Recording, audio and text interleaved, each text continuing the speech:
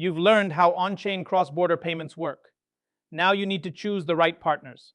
In this topic, we'll build a practical evaluation lens to compare networks like Ripple, bank-led platforms, and stablecoin providers, so your recommendations hold up under tough internal scrutiny. When you hear blockchain or Web3, you're bombarded with bold claims, buzzwords, and impressive charts. None of that tells you whether a cross-border solution will actually move the needle for your institution. In this course, we're shifting from that noise to a disciplined, repeatable way of evaluating on-chain options. Strategic fit, stakeholder alignment, quantifiable ROI, operational efficiency, and defensible competitive advantage. That mindset will anchor everything you learn next. To evaluate any on-chain cross-border solution, use 4 lenses: technology, business, risk, and governance. The technology lens asks, can this integrate with our stack at scale with the reliability we need? The business lens asks, does it improve economics, customer experience, and strategic positioning? Risk looks at operational, regulatory, and reputational exposures created or reduced. Governance asks, who controls the rules, upgrades, data, and economics of the network over time? The first lens for on-chain cross-border options is architecture and integration. You're choosing a network stack, public or permissioned, and which consensus model you're comfortable operating on. That decision drives security, governance, and who can participate. Interoperability then decides how seamlessly it plugs into your world. APIs, ISO 20022 alignment, and Swift GPI bridges. Finally, performance SLAs matter. Throughput, latency, and disaster recovery must match or exceed your current cross-border rails. For any on-chain cross-border network, reach and economics are inseparable. Start with coverage. Which banks are live, and in which corridors can you actually move size today? A beautiful platform with thin corridor coverage won't move your KPIs. Next, understand the liquidity model. Are you locking capital in pre-funded accounts, using true on-demand liquidity, or tokenized deposits? Then dissect pricing, explicit fees, FX spreads, and any revenue sharing, and translate that into end client speed, transparency, and margin impact. When you propose on-chain cross-border payments, decision makers won't just ask, does it work? They'll ask, is it safe, compliant, and resilient?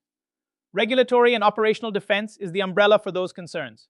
It covers licenses, KYC, and sanctions controls, how you manage vendors and incidents, how you secure keys and data, and whether settlement and counterparty risk are truly under control. Governance is where many promising on-chain payment projects succeed or fail. Here you're asking 3 questions. Who ultimately owns and controls the network? Who has formal rights to change rules, resolve disputes, or exit? And how visible is the roadmap, upgrade cadence, and decision process? Your institution's influence across these axes will strongly shape risk, flexibility, and long-term alignment. Now let's compare 3 common architectures as different ways to plug into on-chain cross-border value. Ripple-style networks are vendor-led, fast to adopt, with strong effects and liquidity tooling, but you're tied to one provider's roadmap and coverage. Bank-led networks feel familiar to institutions, with clear governance and known counterparties, yet they're often closed, with limited reach. Public stablecoin rails maximize openness and innovation, but introduce more fragmentation, regulatory variability, and technical integration work. When you compare these options, think in pairs: the technology base and the business motion it enables. Ripple gives you enterprise-grade APIs on a proprietary ledger aimed at corridor-specific FX and liquidity services. Bank-led networks use permissioned DLT, tightly integrated with cores, to optimize bilateral flows and internal efficiency. Public stablecoins ride public chains and smart contracts, trading control for global reach and highly programmable, DeFi-style use cases. Across Ripple, bank-led networks, and public stablecoin rails, you're really trading off who you trust and who sets the rules. Ripple concentrates risk in a single vendor, but you get strong enterprise controls and a clear, opinionated roadmap. Bank-led networks feel familiar from a regulatory standpoint, yet they can be slow and political to change. Public stablecoin rails distribute infrastructure risk, but governance is dispersed and regulation is still catching up. When you design an evaluation RFP, think like a product manager. First, frame everything around your four dimensions: technology, business model, risk and compliance, and governance. Next, force a clear split between absolute must-haves and nice-to-have features. This prevents shiny demos from winning. Then, require evidence for every important claim: certifications, audited uptime, independently verified metrics. Finally, define a scoring model in advance so each vendor is compared consistently and defensibly. For vendor evaluation, split the conversation between technology and operations. On the tech side, you want evidence: real throughput and latency over the past year, clear API integration patterns into your core and treasury systems, and how they interoperate with ISO 22 and other chains.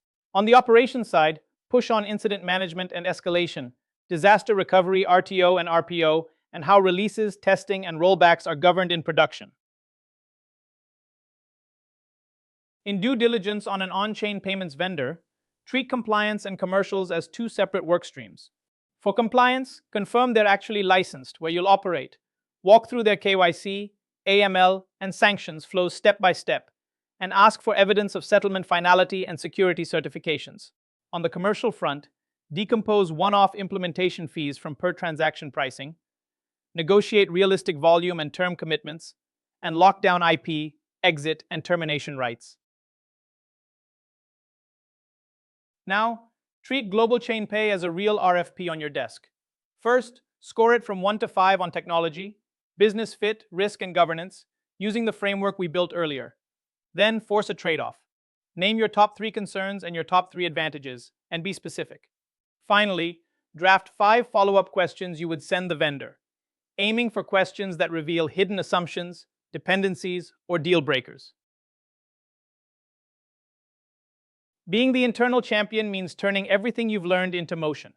Start by framing trade-offs in each stakeholder's language: risk for compliance, liquidity for treasury, customer impact for product.